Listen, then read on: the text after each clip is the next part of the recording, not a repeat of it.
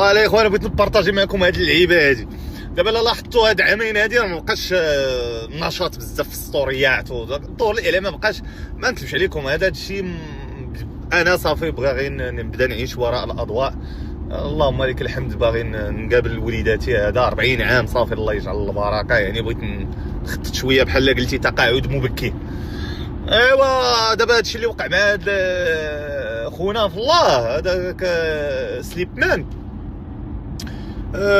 انا ما قديتش الاخوان، ما قديتش ندير العين ميكا في هاد اللعيبه هادي صراحه الله خرجوتو. وترى ما يمكنش الاخوان راه تبلبلات صح.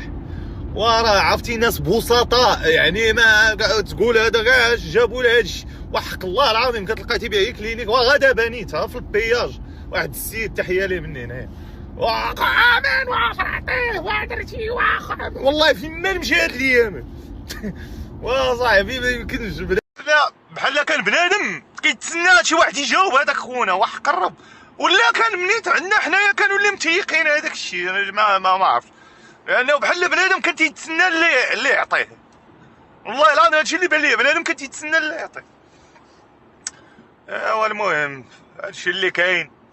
واخويا اش غنقول لكم هادي ما عرفتش واش حاجه مزيانه ما حاجاش مزيانه. ما بنادم ما فهمتي صعيب انه ينساك والله العظيم.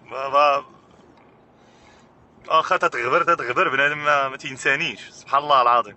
واخا راه كتلقى دي باج وهذا تيبارطاجيو هاد الايامات راه غابر انا راه شهور راه ماشي وتيبارطاجيو ليا وهذا وتلقى تقول لي انا راه حاضر وانا راه صافي راه شحال هادي فاش حبست.